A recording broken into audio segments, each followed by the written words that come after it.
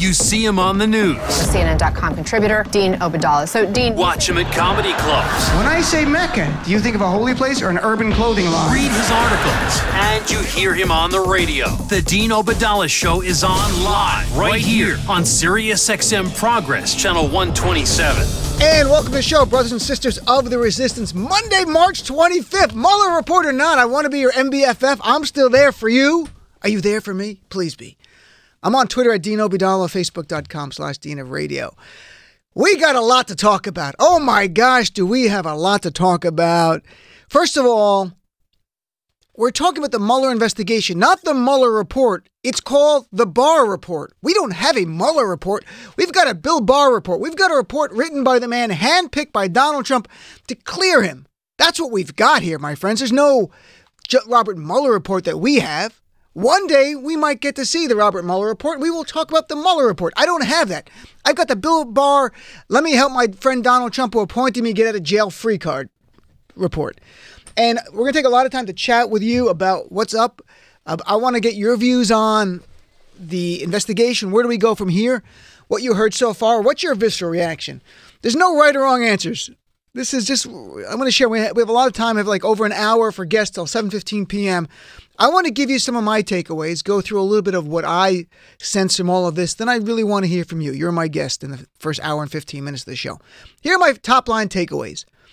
When the highlight of your presidency is that you did not get indicted for conspiring with the Russians, you've already lost. This is Donald Trump's highlight of his presidency right now. He did not get indicted, and nor did his son get indicted. Literally, this is the highlight of their presidency. You're a loser. 2, and this is so important. I want everyone, this is not a pep talk based on like some Pollyannic view. Let's all feel good, kumbaya. No, we didn't need Robert Mueller last November to flip 40 House seats and have an 8 million margin vote. We won by over 8 million votes. We got 53% of the vote to Trump's 45% of the vote. We didn't need Robert Mueller. And I can tell you this, the Democrats who won those 40 House races and the governors who flipped 7 from red to blue did not talk about Russia. They didn't talk about conspiracy. They didn't talk about Vladimir Putin. They talked about the issues that touch American lives. Number 1, healthcare. That's how they won, and that's how we will win. In fact, I was on Joy Reid's show yesterday afternoon or yesterday morning, and we were talking about this, and I go, we didn't even have the results. I go, I don't want Mueller to take Trump out. I want us to take Trump out. 1, it would feel really good to have a massive election victory, that we go out and we win and we even take the Senate. But secondly, think of the big picture here. We want to make it clear to the GOP that the next time you run a sexist, racist bigot, you're going to lose so badly. And how the only way they get that message is that if we send it on the ballot box on November 3rd, 2020, not if Robert Mueller somehow took him out. In any event, he was never going to take him out per se. The best we could have hoped for, he found crimes, and then there'd be an impeachment hearing in the House. And who knows if we even would get 20 Republican senators to be on our side. I'm not even sure. The other thing is that I hope, right now they're on the right, they're going, this is our campaign issue. We're going to weaponize the Mueller report. This is how we're going to win in 2020. I'm praying. I hope. I don't care if you don't believe in any God whatsoever. Pray to whatever you believe in. I don't care if it's Oprah, whatever you pray to. Pray Donald Trump makes the 2020 election about the Robert Mueller report and how he is the biggest victim in American history. Let that be their side. Think about the contrast. There's Trump rally after rally. It was a witch hunt. They came after me. And the Democrats talking about health care for you and your family, talking about raising the minimum wage, addressing climate change, making sure everybody can vote, addressing education costs. And the list goes on. Let us talk about how to help the American people and let Donald Trump say, I'm the victim. And his base will get ginned up. They love that. But who cares? We crushed his base. He went around the country in 2018 like he was running for president. Remember that. He was at rallies everywhere, night after night after night. And we came out and we crushed them. It wasn't close. We crushed them. So let him make it about that. And here's the biggest bottom line. March 25th today, March 24th, March 23rd, before the Mueller report, anything came out, March 21st. All the same, Donald Trump has not changed. He is still the same racist, sexist, corrupt bigot who demonizes minorities, who demonizes Muslims, who demonizes transgender Americans who want to serve in our military, who have more courage in a minute than he has his whole life. Has anything changed? No. If this Mueller report was 2 months into his administration, I could say it would have an impact. And I'm being objective here, politically, objectively. 2 months, 3 months in, perhaps it has an impact. No. We are 2 years and 3 months into this administration. A Quinnipiac poll 2 weeks ago, folks, found that 64% of Americans, 64% believe Donald Trump committed crimes before he got into office. Think about that. Richard Nixon, in the middle of Watergate, famously said, America has the right to know if their president's a crook. In the case of Trump, 2/3 of Americans believe he's a crook. To get 2/3 of Americans to agree on anything in politics is stunning. That was 64% of Americans believe Trump committed crimes before he came to office, meaning they believe he's a criminal. That same Quinnipiac poll shows Donald Trump's trust factor is down to 30%. 65% of Americans think he's a liar. Only 30% trust him. And as of today, and it's not just today, in the last weeks and month, if you go to the 538 average of polls, look at the average, not one poll that never helps. Donald Trump's disapproval rating, his disapproval right now, want to guess where it is in relation to the other modern day presidents at this exact number of days into the administration? Want to guess where he is? He has the highest disapproval rating of any modern day president at 53%. To give you some context, Jimmy Carter, at this many days into his administration, had a 39% disapproval rating, and he lost re-election pretty badly. Donald Trump has a 53% disapproval rating. And the worst part for Trump is the percentage of that strongly disapprove of Trump are double the number of who strongly approve of Trump. Nothing has changed. We covered on this show when there were big issues with Robert Mueller, an indictment came out, something big came out. We would talk about that, of course. I never wanted Mueller to take Trump out. Would I have been happy if he found conspiracy? Sure. Would have been interesting. Cable news would have exploded. It's already exploding, but it would have been off the charts. So let's go through a little bit of the report. We got a lot of time. I'm going to go through this, then we'll take your calls. I want to hear from you. Your gut reaction. What do you feel? If you're down, I get it. Let's talk about it. If you're up, if you're like, let's look at the big picture here. 2 parts of the Barr report. Again, it's called the Barr report, not the Mueller report. The media is sucking. It's not the Mueller report. It is the Barr report. The Bill Barr report is in the guy Donald Trump appointed to protect him. That's the report we have. I don't have the Mueller report. If you've got the Mueller report, email me, dean@deanofradio.com, and send it to me because I'd love to see that report. We don't have that. What we do have is a 4-page document written by Bill Barr. There were 2 parts, collusion and obstruction of justice. On collusion, I'm reading from the Barr report. It says, the special counsel's investigation determined there were 2 main Russian efforts to influence the 2016 election. The first involved attempts by a Russian organization with the aim of interfering with the election. The second involved the Russian government's effort to conduct computer hacking operations designed to gather and disseminate information to influence the election. So in this report, which we're not going to see all the sources and methods stuff of the counterintelligence investigation, that is fine. We need everything about Trump, but the investigation about Russians, fine. So there's no doubt in this report, it concludes, like the Senate and the House, that Russia attacked our elections. What we don't know is if in this report it concludes the same thing the Senate report did, that they attacked the election to help Donald Trump. I'm not sure if that's in there, but that's the Senate finding. So regarding these two-pronged attack on our 2016 election, here's what the report finds. 2 big sentences. It states, as the report states, the investigation did not establish that members of the Trump campaign conspired or coordinated with the Russian government in its election interference activities. Keep in mind, you had to be part of the Trump campaign to be looked at by Robert Mueller here. That was the mandate. And even in the language here, this is a quote. It says, as the report states, and then they quote from the Mueller report. So that's actually one line from the Mueller report in the Barr report. Secondly, and this is not in the Mueller report, this is from the Barr report because it's not in quotes, he said the special counsel did not find the Trump campaign or anyone associated with it conspired or coordinated with the Russian government in these efforts. And this is the best part. Despite multiple offers from Russian-affiliated individuals to assist the Trump campaign. So To believe the Bill Barr report, citing the Robert Mueller report, there was no coordination between the Trump campaign and Russia. In order to believe that, you have to really forget everything you've seen with your eyes or heard with your ears. There's no other way around that. And what I mean simply by that, let's start right away. You have June 3rd, 2016 email to Donald Trump Jr. I'm reading, quote, "The Crown Prosecutor of Russia met with his father, Arias, this morning, and in their meeting offered to provide the Trump campaign with some official documents and information that would incriminate Hillary and her dealings with Russia. It would be very useful to your father." Adding, listen closely, "This is obviously very high-level sensitive information, but is part of Russia and its government support for Mr. Trump." We all know how Trump Jr. responded. If what you say it sounds great. They've got a meeting. They have a meeting at Trump Tower. Trump is at that meeting. He's 2 floors up. Donald the father is a few floors up. And there's Manafort and Jared Kushner and Donald Trump Jr. meeting with someone who purported or told them, represented to them, "We're going to provide you help from the Russian government." You have the campaign manager of Donald Trump in the meeting.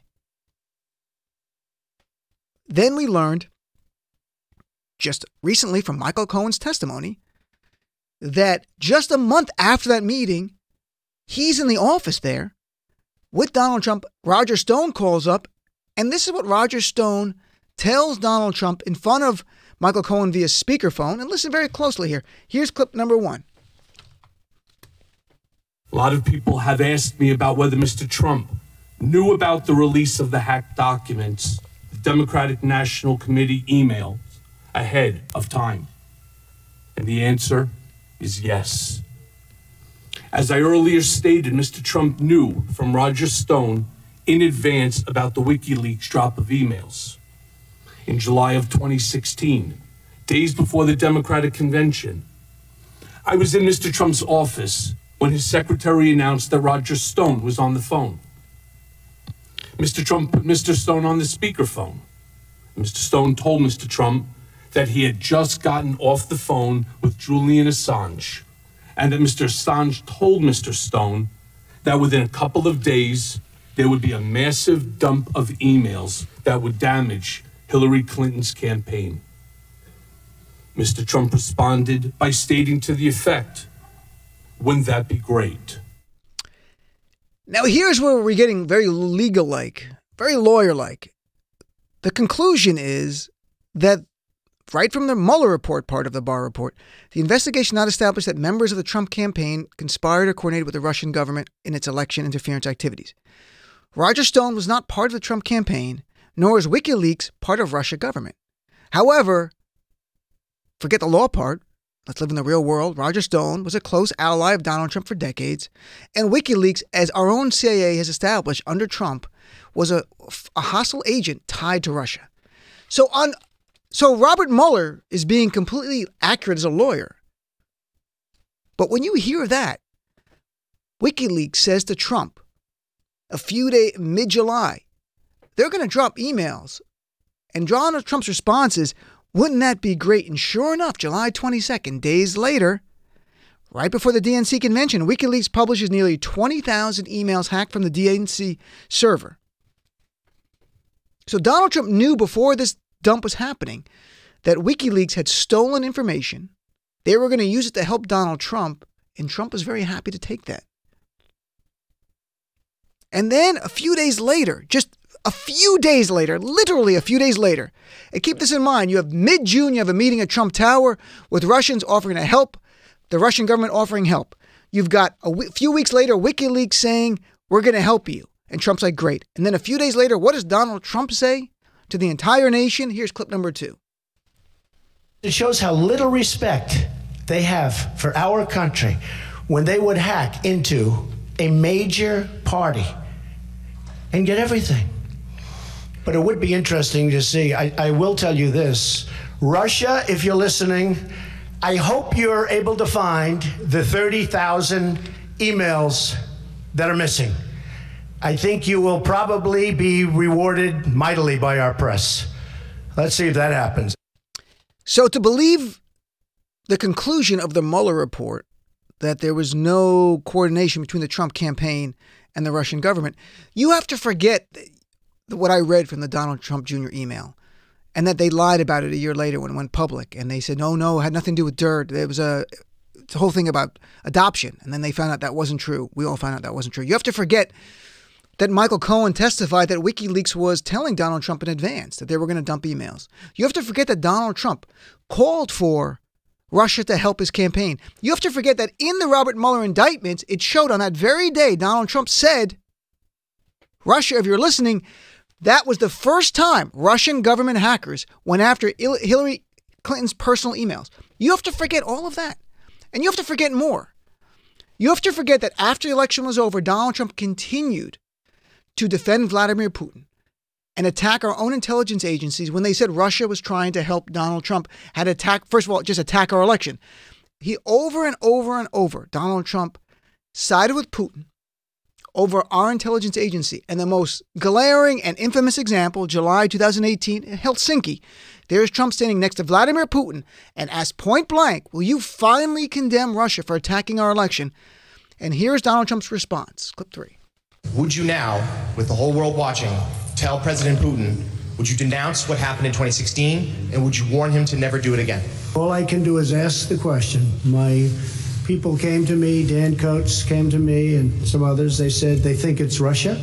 I have President Putin. He just said it's not Russia. I will say this. I don't see any reason why it would be. I will tell you that President Putin was extremely strong and powerful in his denial today. And what he did is an incredible offer. He offered to have the people working on the case come and work with their investigators with respect to the 12 people. I think that's an incredible offer. Oh, it is an incredible offer, isn't it? It's unbelievable that the President of the United States would take the side of a foreign adversary who attacked our election, refuse to denounce him to his face, and at the same time undermine our own intelligence agency. It is a remarkable, unbelievable offer, isn't it? You have to forget all of that out of your mind, folks. Don't ever think of any of that again. Because if you do, you're going to wonder why they didn't find evidence of coordination between the Russian government and the Trump campaign when we've seen so much going on and so many other contexts and so many lies, but people like Jeff Sessions and others lying and Michael Flynn lying, and George Papadopoulos lying. Why do they all lie to cover up the connections with Russia? Forget all of that. You must forget all of that to believe this report. Now, I don't have the report. I have the Bill Barr report. But if that line is true, then we have to forget all of that. Now, I'm being completely honest. Robert Mueller has dedicated his life to our nation, from serving in the military, to FBI director, for Democrats and Republicans, a former U.S. attorney. I believe the reality is that he did not find the evidence he needed to make a criminal case against Donald Trump and the Trump campaign. I also think if we see the report, you're going to find so much other stuff that is so disturbing about the tentacles of the Trump campaign intertwining with Russia. I think you're going to find that, but it doesn't rise to the level of criminality. There's no doubt that Donald Trump, as the report said, the Russians offered evidence. I think that's remarkable in the Barr report. And the Trump campaign, they said, kept denying it. Didn't want it. Of course they wanted it. Trump called for it. Then second, obstruction's just a joke, folks. The second count's obstruction. And reminder, Bill Barr, before he was confirmed at AG, wrote an unsolicited memo to the Trump that he gave to Trump and the Trump lawyers and Jared Kushner about the whole idea that a president cannot be charged with obstruction if he fires someone, called the idea fatally misconceived. That's how Bill Barr got this job, folks. Donald Trump heard about this and go, that's the guy I want. So in the Barr report, not the Mueller report again, because we don't have the Mueller report, the Barr report says, after making a thorough factual investigation into these matters, a special counsel considered whether to evaluate the conduct under department standards covering prosecution. He said special counsel did not draw any type of conclusion one way or the other as to whether the examined conduct constituted obstruction. Instead, for each relevant actions investigated, the report sets out evidence on both sides of the questions and leaves unresolved what the special counsel views as difficult issues of law and fact concerning the president's actions. If you break this down, this is the Barr report, not the Mueller report. There's no quotes in here at all. This is just Bill Barr telling us what he wants us to know. But think about that. He's actually saying, though, for each of the relevant actions investigated, that means there are numerous actions investigated by Robert Mueller of Donald Trump potentially committing obstruction of justice. Numerous relevant actions. And it went back and forth. And instead of saying, we find one way or the other, they go, you figure it out. But we've got to get that information. And the one thing he does cite from the report, he quotes from the report, while this report, it says special counsel states that while this report does not conclude the president committed a crime, it also does not exonerate him. But there you go. Robert Mueller gives the report, and now it's time for two Trump appointees, Rod Rosenstein and Bill Barr, to earn their paycheck. Together, they determined that Donald Trump has not committed obstruction of justice. That is not Robert Mueller's determination. Robert Mueller made a determination based on the letter of the law that he did not find criminal evidence of a conspiracy between the Russian government and Trump.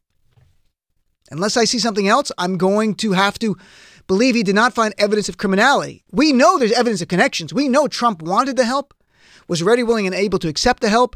And I think on some level, he certainly accepted the help of WikiLeaks, and they are not Russian government, but they are tied to Russian government actors. But they are not Russian government. So on the letter of the law, I see how Robert Mueller made his finding. He's not exonerating Donald Trump. That's why this letter, does not exonerate him. Now, obstruction is simply any action with an improper intent to obstruct or impede or interfere with an ongoing investigation. There are so many different grounds of that. And I think when we'll get the report, we're going to see that, such as Trump asking then FBI Director James Comey to let Michael Flynn go, to the actual firing of James Comey, to his tweets threatening witnesses and dangling at the idea of pardons on a way. There's so many different areas. But that's where we stand right now. Nothing has changed. Before and after this report, Donald Trump is still the racist, corrupt bigot who's demonized Muslims, African Americans, Latinos, transgender Americans, and always stood with the men who abuse women.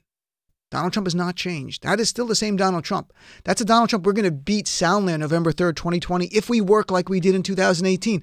We have the roadmap. We know how to do this. So let's take a break. I went a little long here, but we got a lot of time. We have till 7:15 Eastern time to take calls. And we have a member of Congress on. If she's stuck with votes, we might even go later.